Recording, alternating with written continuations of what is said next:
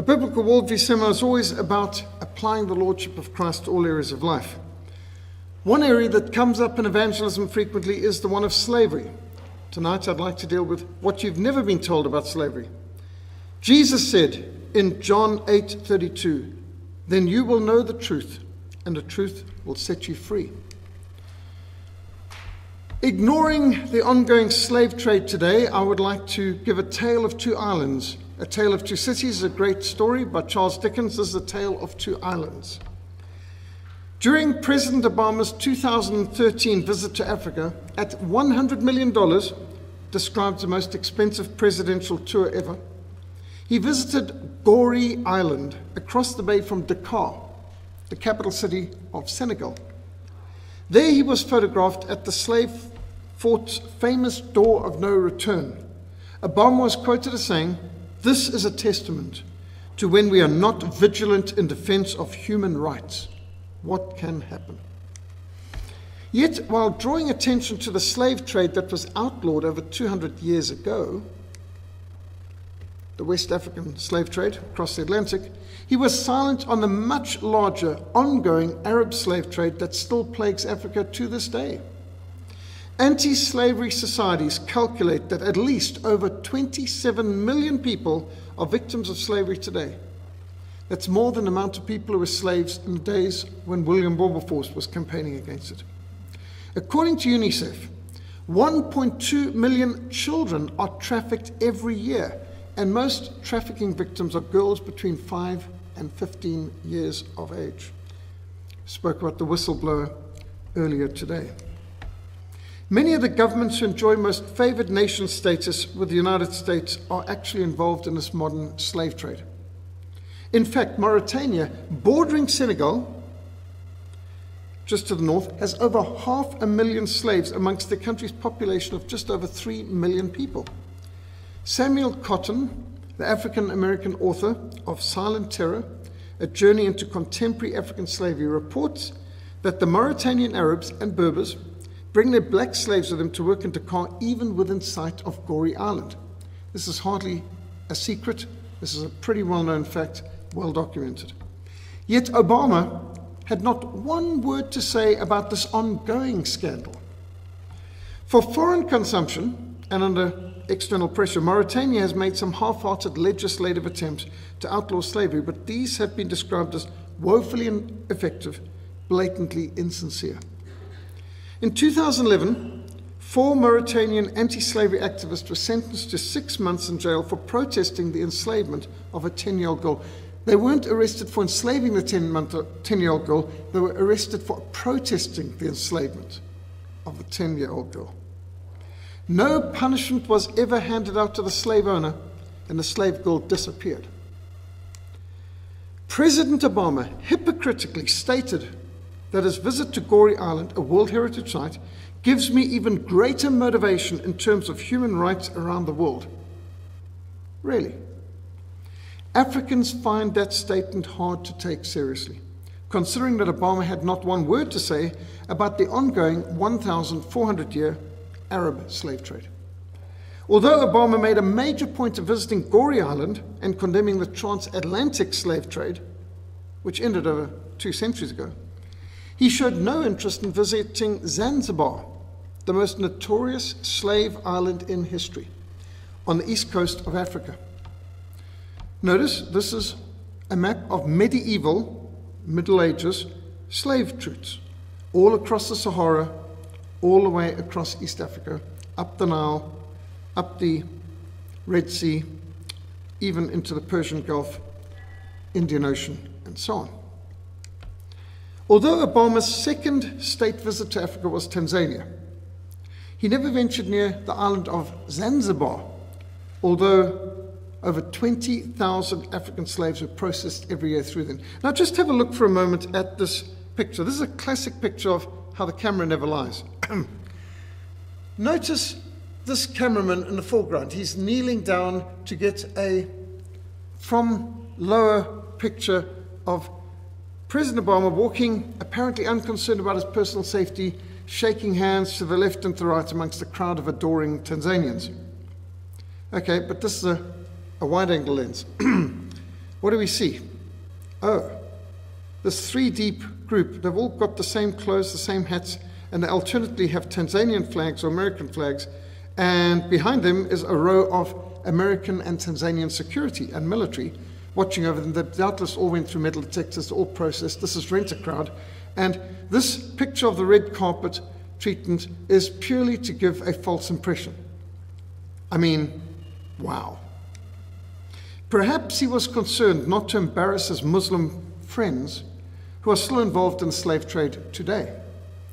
Also, a visit to Stone Town on Zanzibar would have been even more embarrassing, as the former slaves, after having been liberated by the Royal Navy, Britain's Royal Navy, they built a magnificent church, actually a cathedral, over the old slave market with the pulpit and altar by where the auction block and whipping post had stood.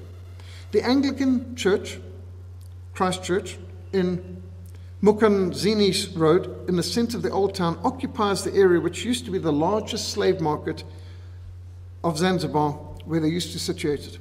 And the construction of this cathedral was intended to celebrate the end of the Arab slave trade on Zanzibar, inspired by the testimony and the life's work of David Livingstone, which Henry Morton Stanley had broadcast after finding him in Africa in 1871.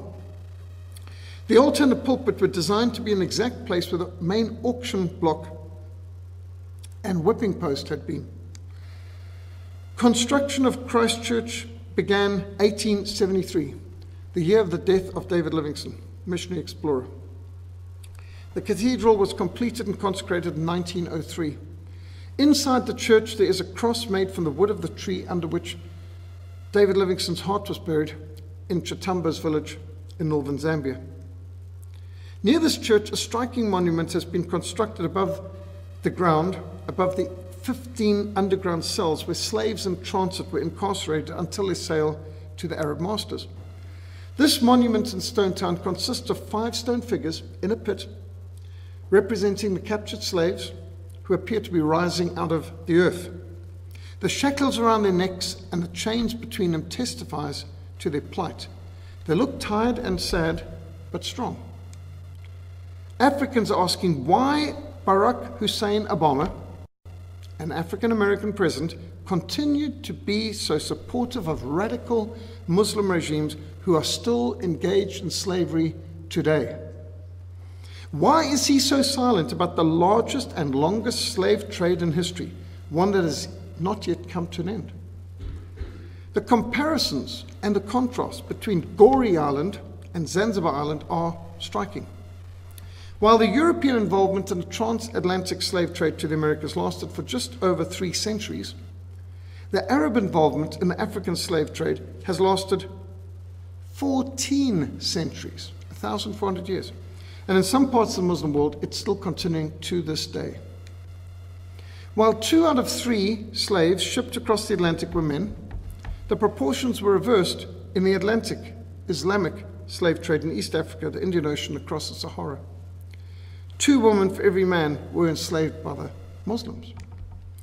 While the mortality rate for slaves transported across the Atlantic were as high as 10%. That's 10% of slaves could die en route across the Atlantic.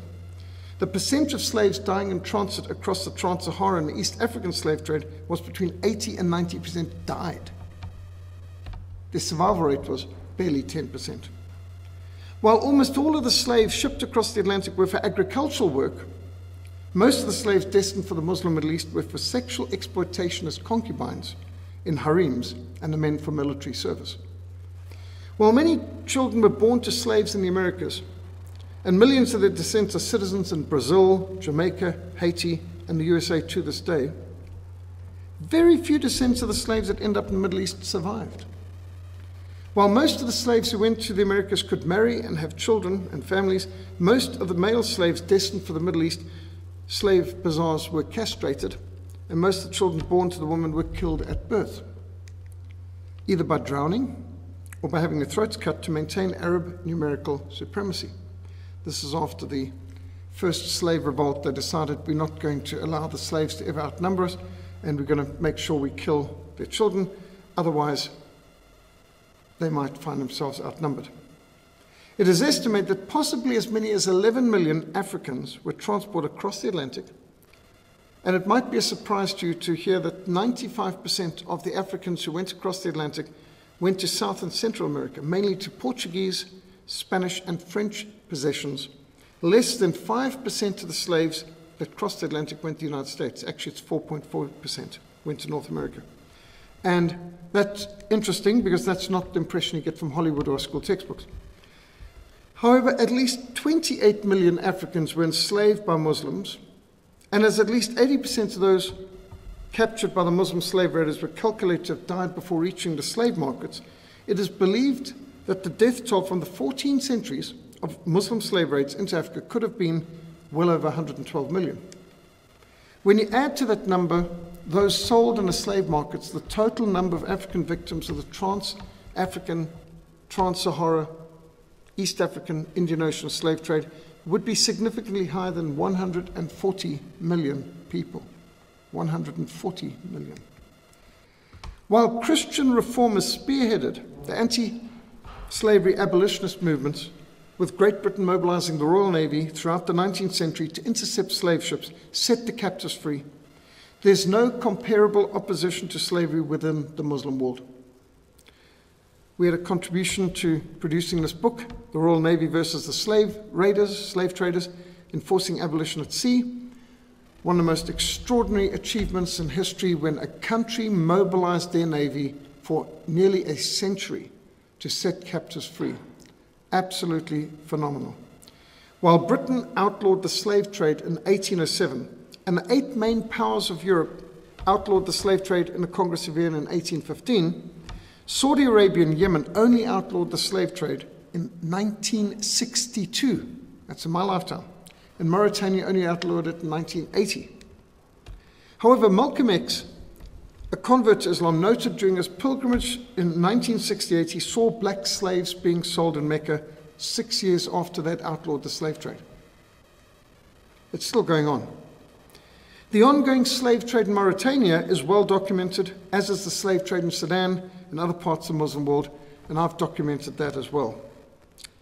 Apparently, these inconvenient facts did not merit US President Barack Hussein Obama's attention. And rather than using his visit to Africa as an opportunity to draw attention to the ongoing slave trade, like in Sudan, Mauritania, he was satisfied with sermonizing about the need to be vigilant in defense of human rights on what ended over 200 years ago. But he remained shockingly silent on the hideous abuse of human rights taking place right now in countries with whom America has most favored nation status, like Saudi Arabia. Those who want to know the rest of the story, which apparently Obama and much of the mass media and Hollywood would prefer to ignore, I produced Slavery, Terrorism, and Islam, the historical roots and contemporary threat, to expose the shocking facts.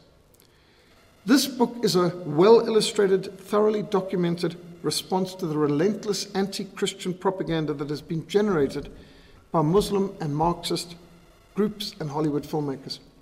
As Karl Marx declared, the first battlefield is the rewriting of history. It's so important to know the past. Slavery, Terrorism, and Islam, the historical roots and contemporary threats has already gone through 3 editions and 5 printings. The first one earned me a death threat, fatwa, all kinds of death threats, and as a result, I produced the 2nd edition. It was double the size, and the 3rd edition, it was treble the size, and I thought, if they appreciate so much, we're going to keep increasing it.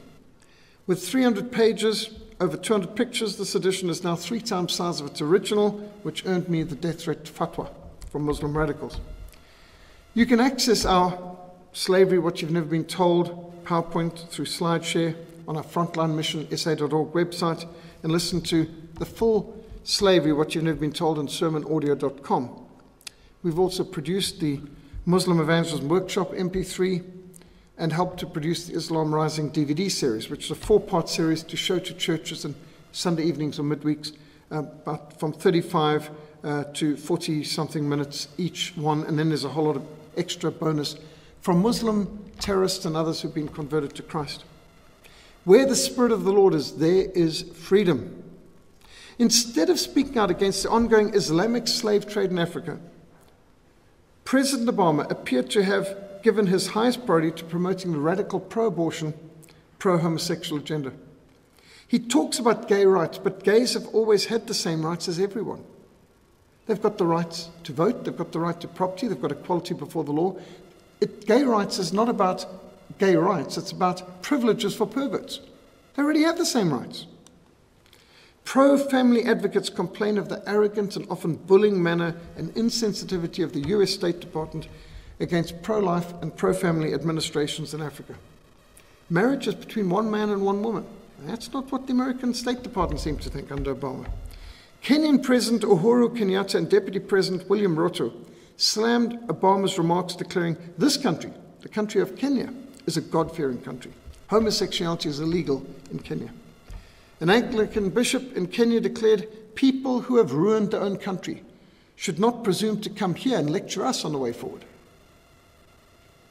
Well said. In April of 2013, the U.S. Agency for International Development, USAID, embarked on one of the most shocking abuses of U.S. taxpayers' money. They announced that they'd be spending $11 million to train homosexual activists in other countries, mostly African countries. The Washington Blade, D.C.'s gay newspaper, praised Obama's administration for creating an army of international lobbyists for same-sex marriage, anti-discrimination laws, and homosexual rights or privileges for perverts around the world. And they said that the first phase was to focus on developing nations that opposed homosexuality.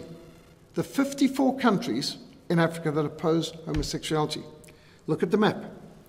Only one country in the continent of Africa has privileges for perverts. That's South Africa. That's the gay agenda pushed by the ANC under Mandela. They put it into the constitution, the first country in the world to have this in the constitution, sexual orientations. All the rest of Africa is apparently wrong, and they need to be put right by these gay gospel evangelists of the gay lobby from America. This is what they think of Africa. They couldn't care less about our standards. All of this is just a cover, a smokescreen for revolution. Many in Africa have described Obama's presidency as a bitter disappointment, and his Nobel Peace Prize in 2009, almost the moment he became president before he'd even done anything, as the most cynical, Orwellian, meaningless gesture. Steve Friedman, the director of Rhodes University and Johannesburg Universities, declared, "I don't think that it's unkind that he has done absolutely nothing for this continent." In some respects, George W. Bush did more for Africa than Barack Obama. I cannot remember an American administration that has shown less interest in this continent than this one. One of the first official acts of George W. Bush after being elected US president was to defund Planned Parenthood's abortions overseas. I see that that's what Donald Trump has done too. But one of President Barack Hussein Obama's first acts as president was to refund Planned Parenthood abortions in Africa. So, because of Barack Obama's pro-abortion policies, many hundreds of thousands, possibly millions of black babies have been killed in Africa through abortion paid by US taxpayers' money. So interesting, Trump and Bush saved lives in Africa. Obama took lives in Africa, or funded it. And who's praised by the average liberal as a friend and hero of the poor? It's absolutely bizarre. It's like George Orwell's 1984, where right is wrong and wrong is right and light is darkness and so on. I don't know, how many would have read the book 1984, George Orwell's 1984? The Ministry of Plenty organized rationing and starvation. The Ministry of Peace dealt with war. The Ministry of Love, they did the tortures. Everything's twisted, and in fact, that's where we are right now. We've got a world which is upside down, back to front, and the villains are victimized and the victims are villainized. Should you help the wicked and love those who hate the Lord, and so bring wrath on yourself from the Lord? The Lord has called us to be bold and brave and straightforward. Bringing out this book in 2005 definitely brought my life more death threats than I'd ever accumulate up till then. But we keep bringing out more because it's important not to be cowards and not to back down. It's important that we understand Islam, that we understand it and that we help other people to understand. This is the biggest block of unreached people in the world. This is the greatest block of persecutors of the church. This is the greatest threat to Christianity. since the fall of the Soviet Union and the fall of the Berlin Wall and the Iron Curtain, Islam remains as the greatest threat to the world today. And so it's vital that we know, like this map shows you, how, yes, most of the slave trade was always within Africa and into the Muslim Middle East. And we've looked at some of the contrasts in the captivity, and interesting to see the difference between the Western captivity, which gets most attention, but which was light years better than the treatment that they received under Islam. You can think of how many descendants of slaves, children born in the Americas, have ended up in high office. But can you say the same in the Muslim Middle East? Can you name one? The viciousness with which they treated the slaves in the Middle East, like castrating all the males, killing all the children, it's absolutely phenomenal. These are just some of the pictures. But where are the Arabic abolitionists? I mean, we can point to David Livingstone's, William Wilberforce's, Dr. Kirk's, Henry Morton Stanley's. Where on earth can they point to any of their people who fought against slavery? Nearly 100 years after President Abraham Lincoln issued the Emancipation Proclamation of America, and 130 years after all slaves within the British Empire were set free by parliamentary decree, Saudi Arabia and Yemen and Mauritania in 1980 begrudgingly removed slavery from their statute books, even though this was only because of international pressure, and plainly it wasn't true because they still do it there anyway. Interesting, Addis Ababa, Ethiopia's capital, had slavery till 1942. Now, you see this picture here. This is of the South African Springbok Legion who liberated Abyssinia, what today is Ethiopia, from the Italians in 1941. And in 1942, before leaving and handing over to Emperor Haile Selassie, they abolished slavery in Ethiopia. So slavery is totally legal in Ethiopia and practiced until the South Africans abolished it in 1942. Interesting, that's not in most of our history books today. Saudi Arabia had slavery officially on the statute books till 1962. Peru abolished slavery only in 1968. India had slavery on the statute books till 1976, and they still practice it. Mauritania till 1980, and they still practice it.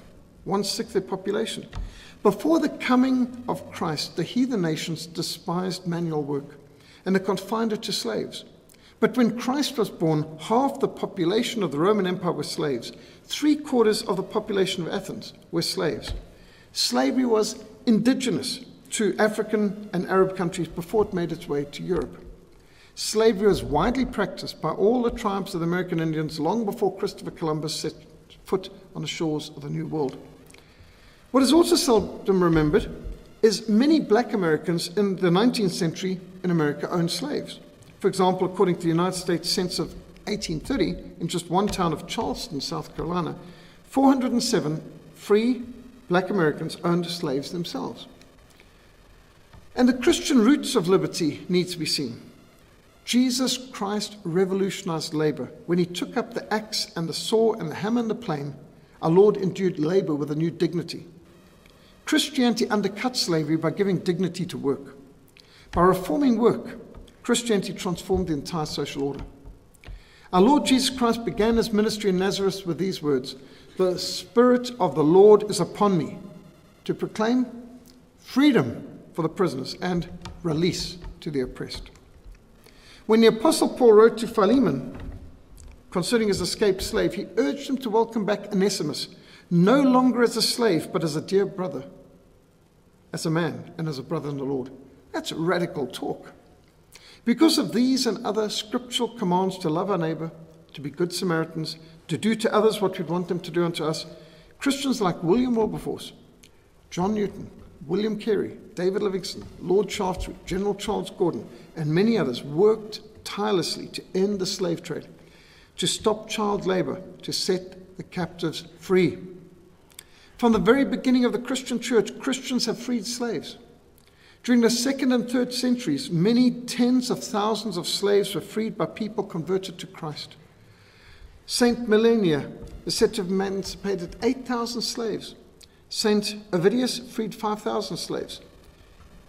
Chromatius freed 1,400. Hermes, 1,200. many of the Christian clergy at Hippo under St. Augustine freed their slaves as an act of piety. In AD 315, the Emperor Constantine, just 2 years after he had issued the Edict of Milan, the Edict of Toleration, legalizing Christianity, imposed the death penalty on those who would steal children to bring them up as slaves. So, kidnapping for slavery, death penalty. The Emperor Justinian abolished all laws that prevented the freeing of slaves. St. Augustine of Hippo saw slavery as a product of sin and contrary to the divine plan, as he put out in his great book, City of God. St. Chrysostom in the 4th century taught that when Christ came, he annulled slavery. He proclaimed, in Christ there is no slave, therefore it's not necessary to have a slave. Buy them. After you've taught them some skill by which they can maintain themselves, set them free. For centuries throughout the Middle Ages, bishops and church councils recommended the redemption of captive slaves, and for 5 centuries the Trinitarian monks redeemed Christian slaves from Muslim servitude. In 1102, the London Church Council outlawed slavery and the slave trade. By the 12th century, slaves in Europe were rare. And by the 14th century, slavery was almost extinct, unknown on the continent of Europe, or Christendom as they called it. But the Islamic slave trade resuscitated it. With the birth of Islam came a rebirth of the slave trade. Ronald Siegel, who's a friend of Islam and not a friend of Christianity, wrote the book Islam's Black Slaves. He documents, when Islam conquered the Persian Empire and much of the Byzantine Empire, including Syria and Egypt, in the 7th century, they acquired immense quantities of gold. They stripped the churches and monasteries, either directly or by taxes, payable in gold. They imposed this on the clergy, and they looted gold from the tombs, the pyramids, and so on. And the state encouraged a search and sanctioned the seizure in return for 1/5 of the funds. You could steal anything you like under Islam, as long as 1/5 comes to the mosque. Siegel notes female slaves were acquired in considerable numbers for musicians, singers, and dancers. Many more were brought for domestic workers, and many were in demand as concubines. The harems of rulers could be enormous. The harem of Abdul Rahman III in the 10th century in Cordoba contained over 6,000 concubines. The one in the Fatimid Palace in Cairo, twice as many, 12,000. Islam's black slaves reveals the castration of male slaves was commonplace. The Caliph in Baghdad at the beginning of the 10th century had 7,000 black eunuchs and 4,000 white eunuchs in his palace. It is also noted that homosexual relations were widespread as well. Islam's black slaves notes that the Islamic teachers throughout the centuries consistently defended slavery, for there must be masters and slaves. Just in the 19th century, for which we have the best records, the most accurate records, 1.2 million slaves were brought down the Sahara into the Middle East, 450,000 down the Red Sea, 442,000 from East African coastal ports. That's a total of 2 million black slaves just in the 1800s. At least 8 million more were calculated to have died before reaching the Muslim slave markets. That's 10 million victims just in the 19th century. Islam's black slaves records in the 1570s, a Frenchman visiting Egypt found many thousands of blacks on sale in Cairo on market days. In 1665, Father Antonio Gonzalez, a Spanish-Belgian traveler, reported seeing 800 to 1,000 slaves on sale in Cairo on a market day. In 1796, a British traveler reported a caravan of 5,000 slaves departing from Darfur. In 1838, it was estimated that 10,000 to 12,000 slaves were arriving in Cairo each year. Just in the Arabic plantations off the east coast of Africa on the islands of Zanzibar and Pemba, there were 769,000 black slaves registered. In the 19th century, the East African black slave trade included 347,000 slaves shipped to Arabia, Persia, and India, 95,000 slaves shipped to the Arab plantations in the Mascarmi Islands. One caravan with 3,000 proceeding from the coast in East Africa lost 2/3 of their number due to starvation, disease, and murder. In the Nubian desert, one slave caravan of 2,000 slaves literally disappeared as every slave died. Here's an eyewitness account from Captain Leon of the Royal Navy in 1818. He reported that the al-Makani in Tripoli waged war on all its defenseless neighbors and annually carried off 4,000 to 5,000 slaves, a piteous spectacle. The poor, oppressed beings were, many of them, so exhausted as to be scarcely able to walk. Their legs and feet were much swelled, and by their enormous size, they formed a striking contrast with their emaciated bodies. They were all borne down with loads of firewood. Even poor little children were worn to skeletons by fatigue and hardships. They were obliged to bear their burden, while many of the inhuman masters, with dreadful whips suspended from the waist. All the trader speaks of slaves as farmers do of cattle. The defenseless state of the Negro kingdoms to the southward are temptations too strong to be resisted. A force is therefore annually sent to pillage these defenseless people, to carry them off as slaves, to burn their towns, to kill the aged and infants, to destroy their crops, to inflict upon them every possible misery. All slavery is for an unlimited time. None of the owners ever moved without their whips, which were in constant use. Drinking too much water, bringing too little wood, or falling asleep before the cooking was finished was considered nearly capital crimes. It was in vain for these poor creatures to plead the cause of being tied. Nothing could withhold the application of the whip. Records from Morocco in 1876 show the market prices for slaves varied from £10 to £30. Female slaves comprised the majority of sales, with attractive virgins fetching £40 to £80. Reported that a considerable majority of the slaves crossing the Sahara were destined to become concubines in North Africa, the Middle East, and occasionally further afield. What very few people are aware of is the Christian slaves of Muslim masters. Seagull also observes that white slaves from Christian Spain, Central and Eastern Europe were also shipped into the Middle East and served in the palaces of rulers and establishments of the rich. He records that all Slavic eunuchs were castrated in that region, and the operation was performed by Jewish merchants, presumably because they do circumcisions. Historian Robert Davis, in his book Christian Slaves, Muslim Masters, White Slavery in the Mediterranean, Barbary Coast and Italy, estimate that North African Muslim pirates abducted and enslaved more than 1 million Europeans between 1530 and 1780. These white Christians were seized in raids which depopulate the coastal towns of Sicily to Cornwall. Thousands of white Christians in coastal areas were seized every year to work as galley slaves, laborers, concubines for Muslim slave masters in what today is Morocco, Tunisia, Algeria, and Libya. Villages and towns on the coast of Italy, Spain, Portugal, France were the hardest hit. But the Muslim slave raiders also seized people as far afield as Britain, Ireland, and Iceland. They even captured 130 American seamen from ships which they boarded in the Atlantic between 1785 and 1793. Do you know the biggest budget of the first two American administrations?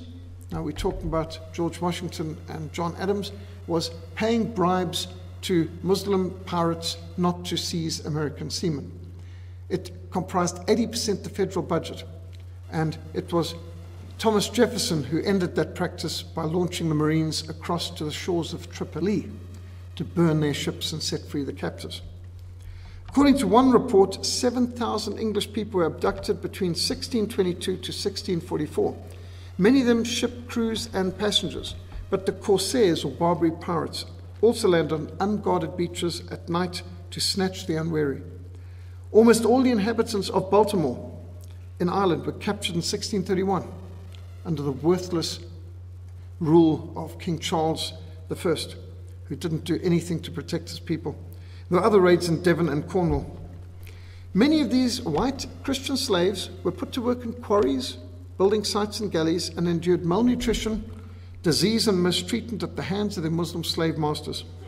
Many of them were working for public works like building harbors. Almost everything in North Africa was built by white European Christian slaves. Female captives were sexually abused in palace harems. Others were held as hostages and bargained for ransom. The most unlucky ended up stuck and forgotten out in the desert in some sleepy town such as Suez, or in the Turkish Sultanate galleys, where some slaves rode for decades without ever setting a foot on shore.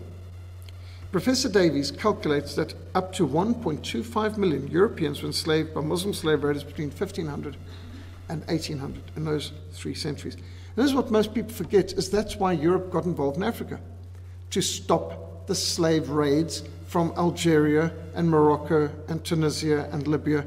They first took the ports and then a bit further, and it just led into trying to suppress the slave threats.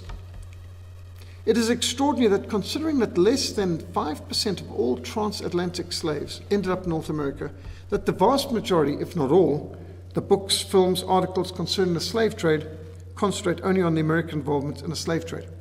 One good film on this is Amistad, which has a very powerful gospel presentation and ends with an extremely uplifting Royal Navy raid on a slave port and setting the captives free.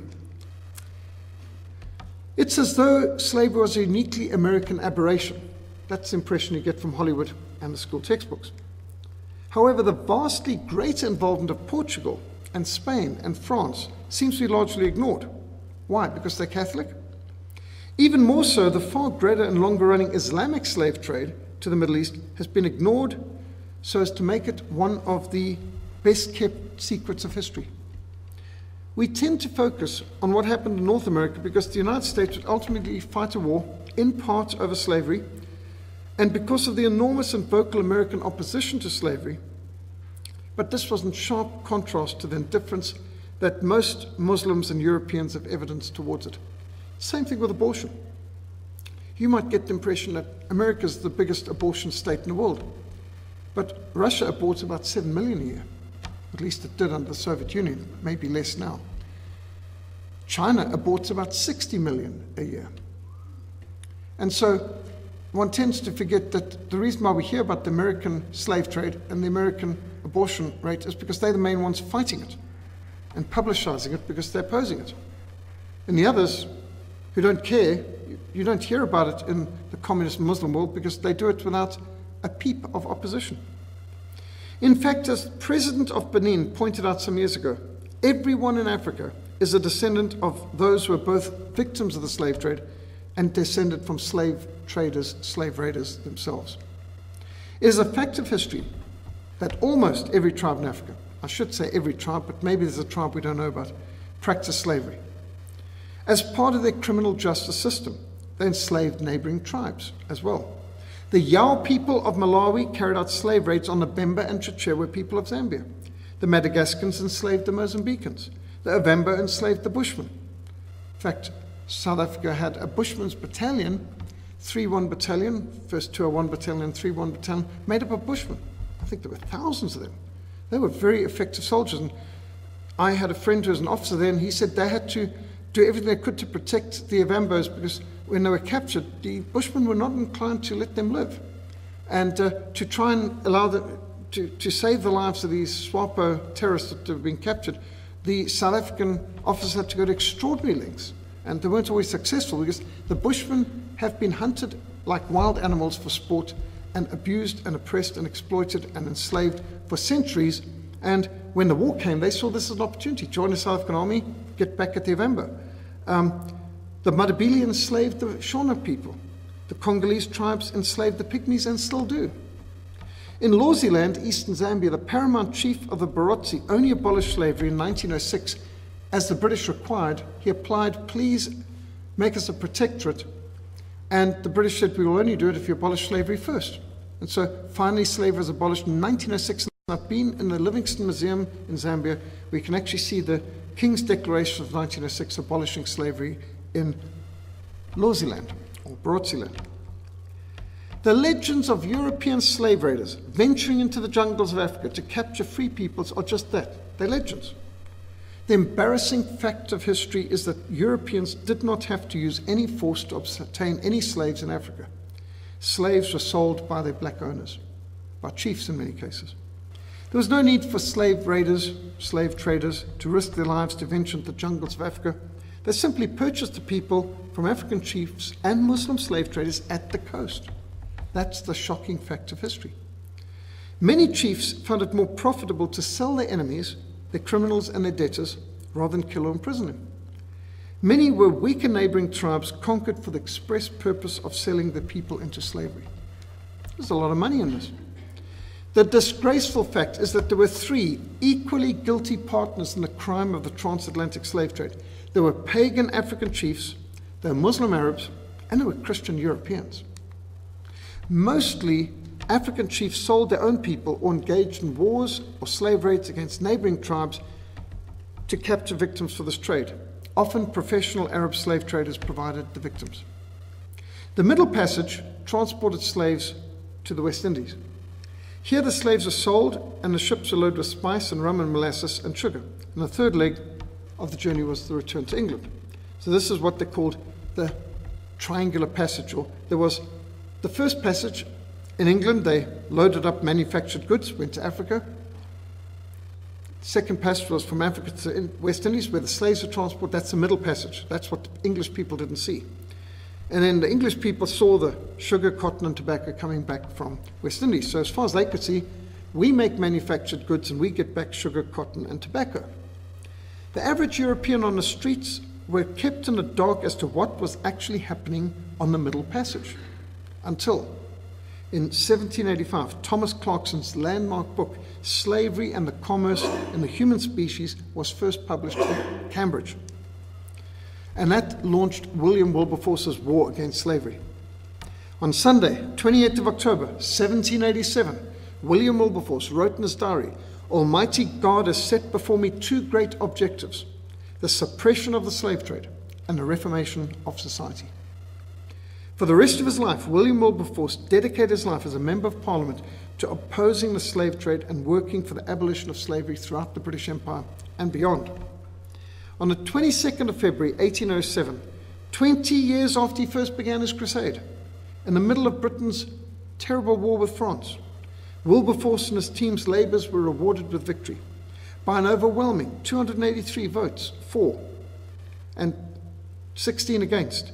The motion to abolish the slave trade was carried in the House of Commons.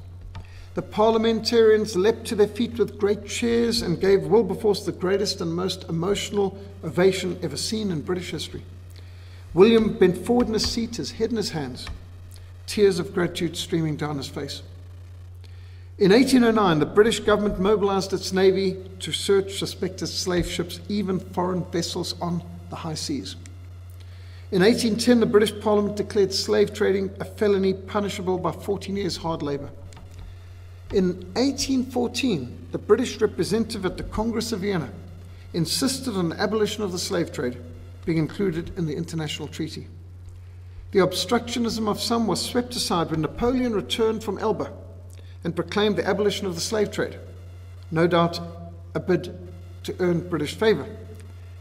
In that, Napoleon failed, but when Louis XVIII was restored by British arms at Waterloo, British and German arms actually, he had no choice but to confirm Napoleon's gesture and to bow to British pressure.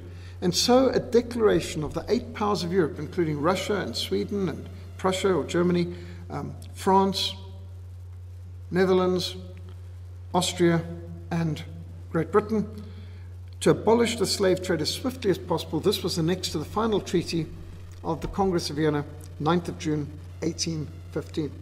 So Europe abolished the slave trade in 1815. That, by the way, is over 200 years ago. In 1825, Britain passed a bill making slave trading punishable by death.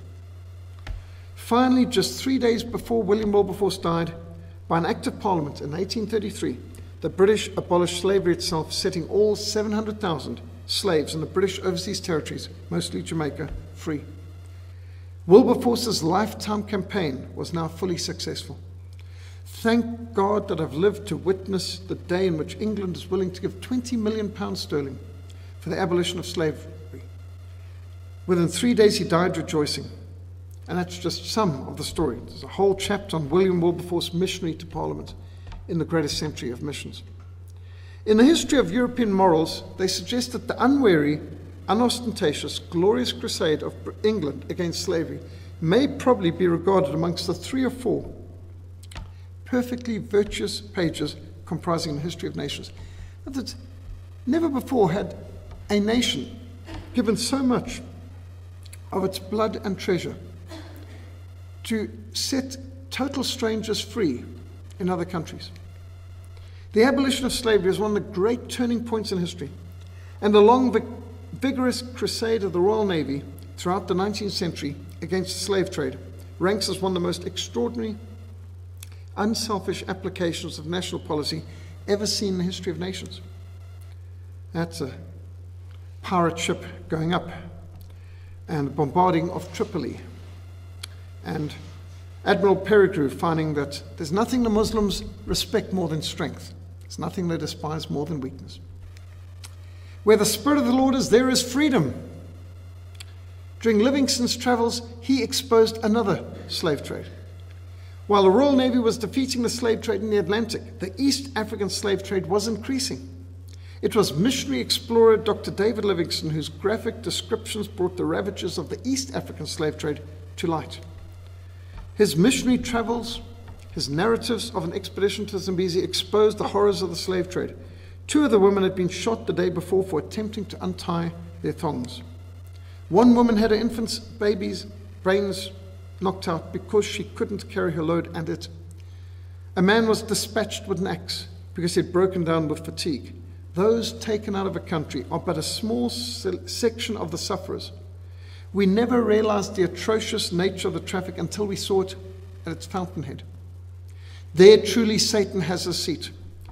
Besides us actually captured, thousands are killed and die of their wounds and famine, driven from their villages by the internecine war waged for slaves with their own clansmen and neighbors, slain by the lust of gain, which is stimulated, be it remembered, always by the slave purchasers of Cuba and elsewhere. It was a trade in human misery. The British and foreign anti-slavery study reported most slaves are captured in the Lake Nyasa region of what today is Malawi and Mozambique, in the Bahr el Ghazal region and in areas of Ethiopia.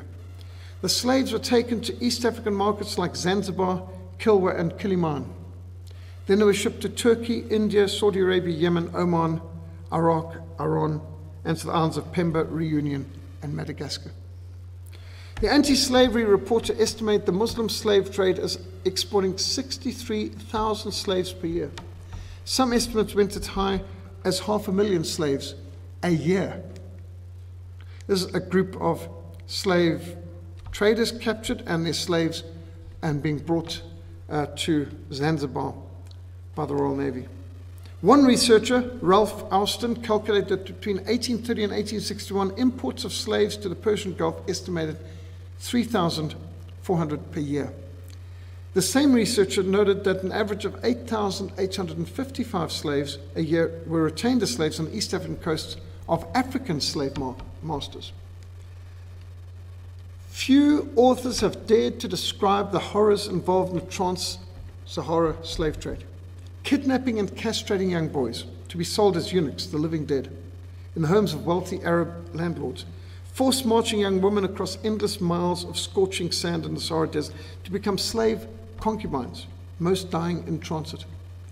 The Muslim slave trade typically dealt in the sale of castrated male slaves, eunuchs, who were created by completely amputating the scrotum and penis of 8 to 12-year-old African boys. Hundreds of thousands of them bled to death during this gory procedure.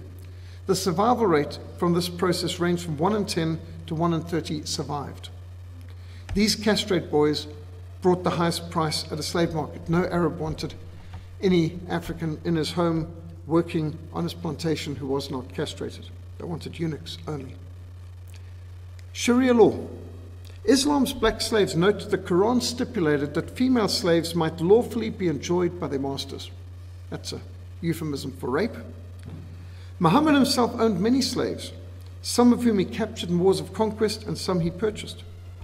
The names of 40 slaves owned by Muhammad are recorded by Muslim chroniclers. Islamic law, Sharia law, contains elaborate regulations for slavery. A slave has no right to be heard in court. Testimony is forbidden by a slave. Slaves have no right to own property. Slaves can only marry with the permission of the owner. Slaves are considered chattel. That's movable property of the owner, just like cattle. Muslim slave owners were specifically entitled by Sharia law to sexually exploit their slaves, including hiring them out as prostitutes. Muhammad said that that's acceptable. One reason why very little has been written about Arab involvement in slavery is traditional Islamic culture still condones slavery. The Sharia, the codified Islamic law, which is based upon the teachings and example of Muhammad, contain explicit regulations for slavery.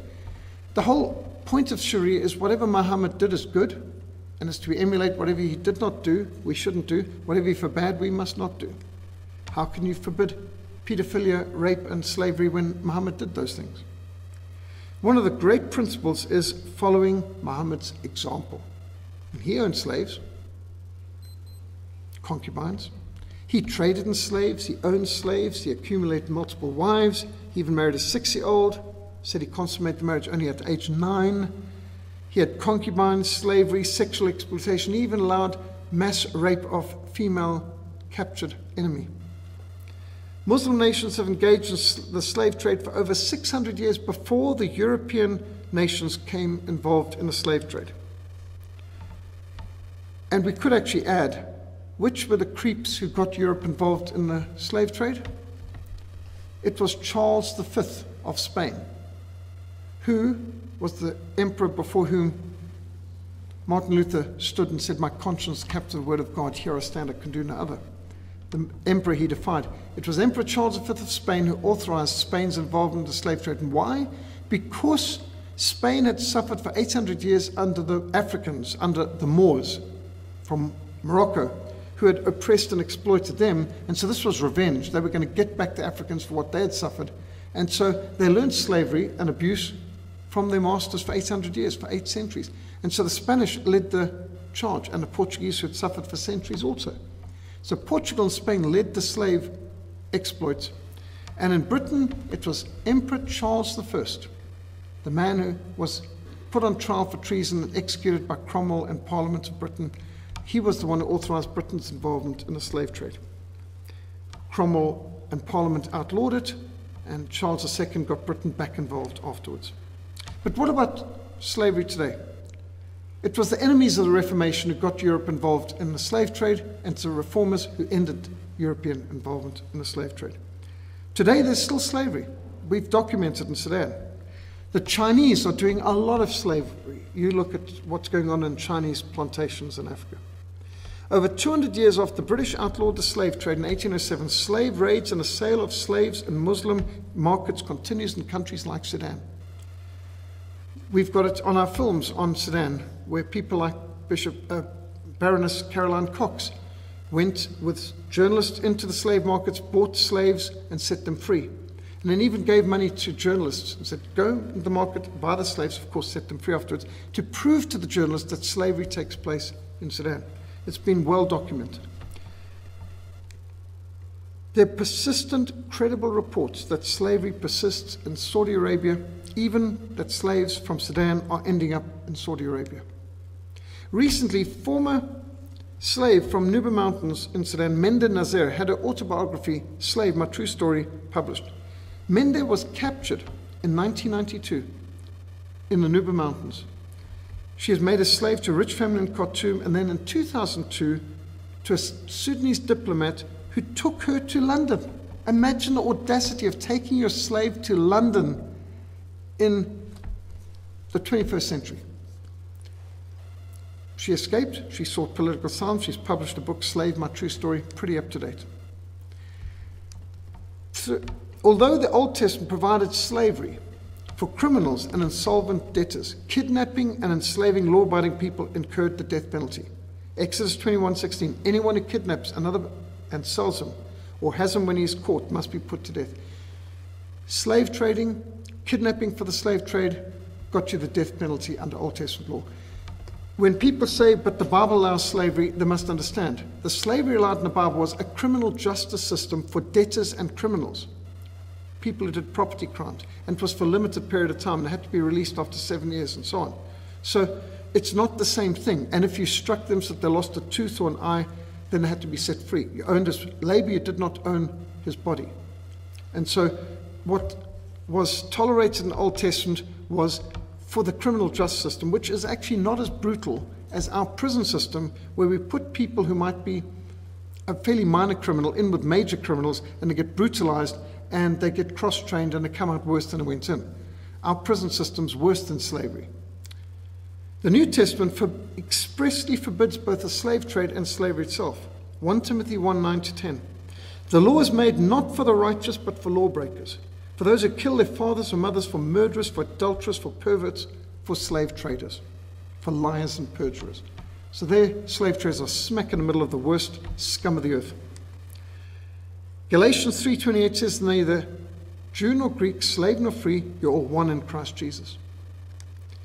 You are to love the Lord your God with all your heart, with all your soul, with all your mind, and with all your strength, and you're to love your neighbor as yourself. You will know the truth, and the truth will set you free. Where the Spirit of the Lord is, there is liberty. Proclaim liberty throughout the land. So, all of this that I've given is found in our Slavery, Terrorism, and Islam book. Any questions, comments, complaints, or criticisms?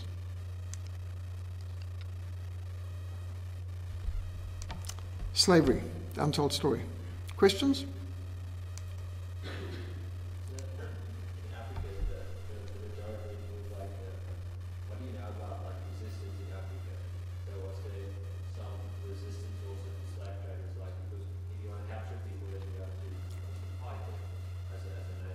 That's correct.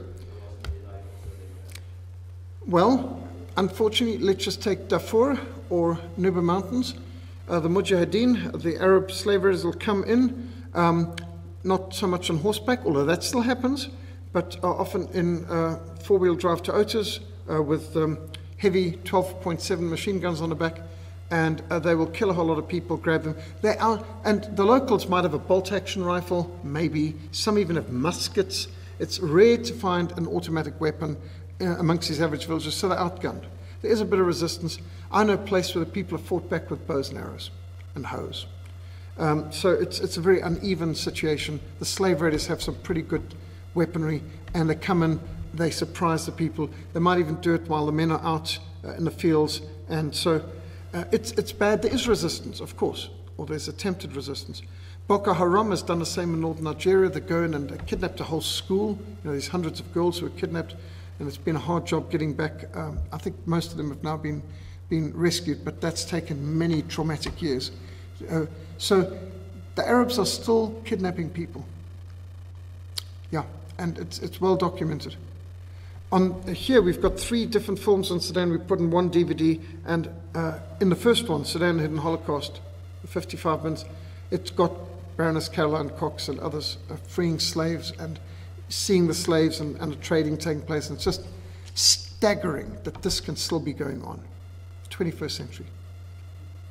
But the outrageous thing is that these politicians like Obama don't want to talk about it. I mean, how much courage does it take to walk up and kick a dead dog? And they want to kick dead dogs.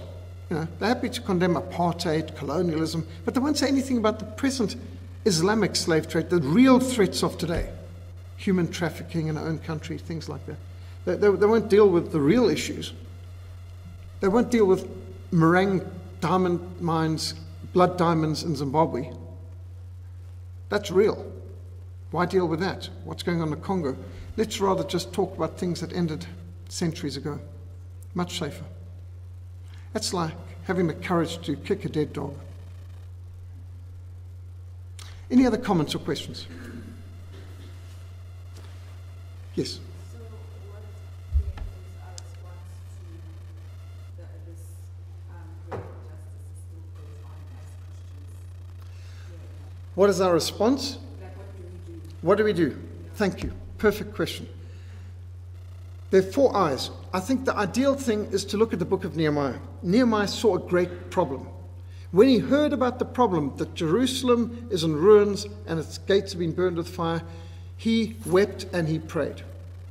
And then he researched, and he got more information, and then he got more people involved, and then he mobilized the people, and they started to rebuild the walls, and the trumpeter was with him, and when one part of the wall was under attack, they'd sound a trumpet so all could come to mutual support. Basically, I put these in eyes. First eye is information. My people are destroyed from lack of knowledge. We need information. I've given some now. There's more on the table, more on our websites. more on the DVDs, getting on the email list. Get informed, number one. Number two, get interceding. We should pray as individuals, we should pray as families around a meal table, should pray in our congregations or prayer groups, whether at work or at school or at college. Be informed, be interceding. Number three, get involved. There's always something we can do. We can write a letter to the newspaper, we can write a letter to a community paper, we can write a letter to a magazine, we can write a letter to our elected representative or the party we vote for in Parliament to speak out. We can write a letter to the embassy of the country where these things are taking place. We can protest. We can organize placard protest.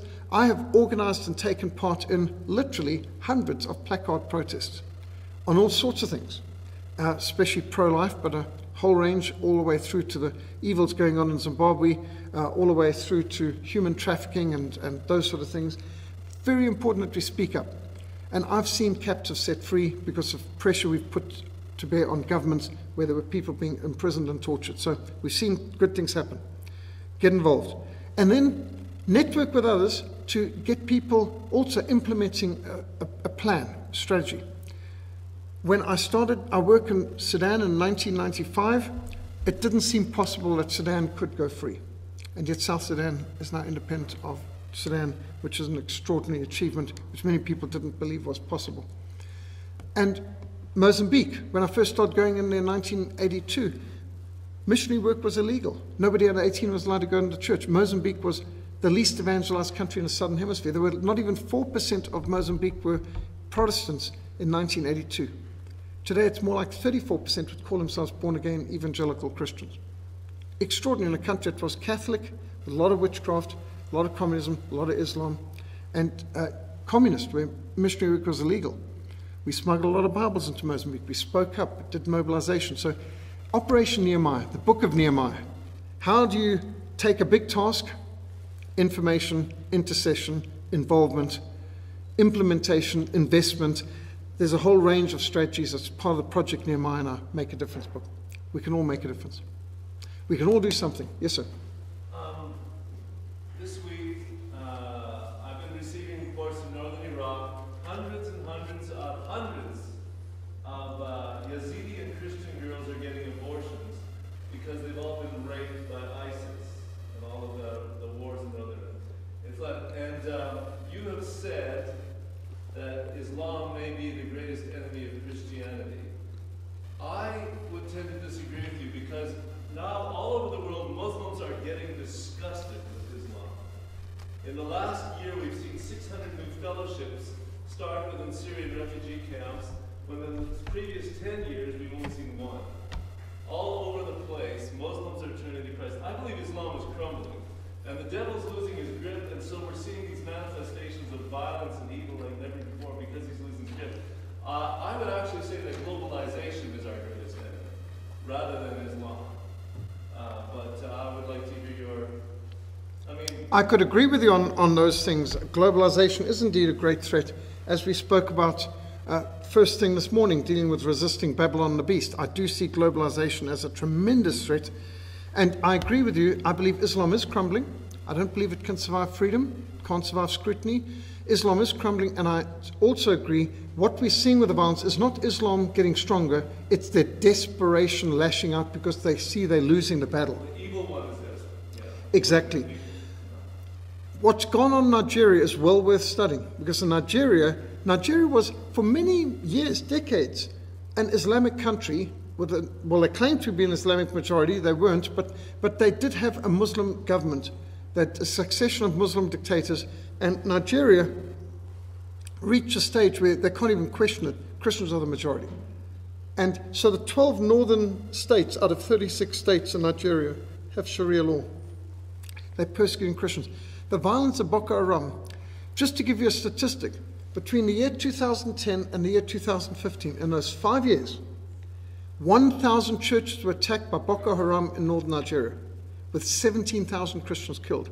Most of the churches attacked were majority Muslim background believers.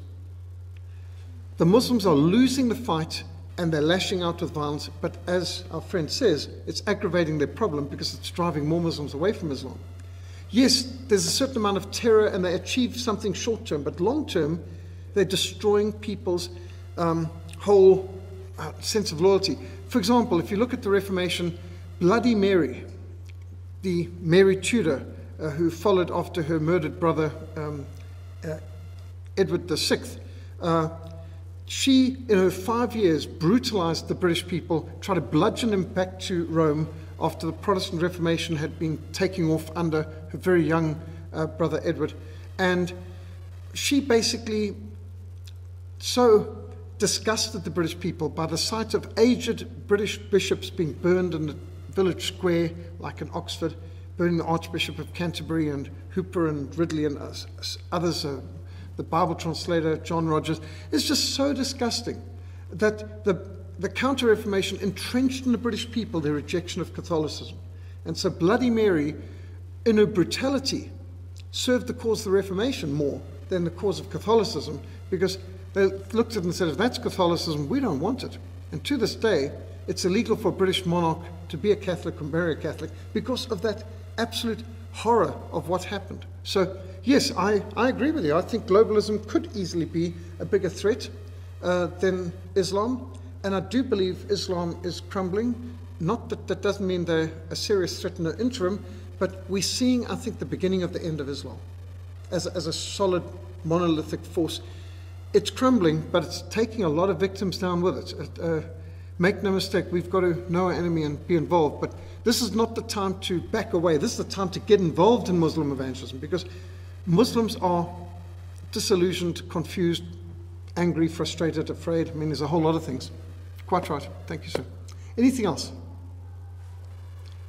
We have a film, The Atheist Delusion, which we will be setting up now.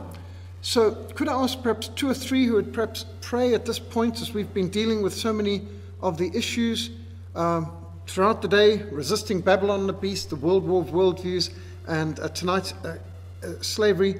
Of course, it would be nice to say, praise God, William Wilberforce won the battle, slavery's been abolished, we haven't had slavery for 200 years, but sadly that's not true. He won a great battle, but it's back, and it's got to be beaten again with the same kind of dedication. But we've beaten slavery before, we can beat it again, so lessons of history can be an encouragement as well as a rebuke. So perhaps 3 or 4 would like to pray where you are, just nice and loud so we can all give an amen. Let's bring these matters before the Lord. Let's pray.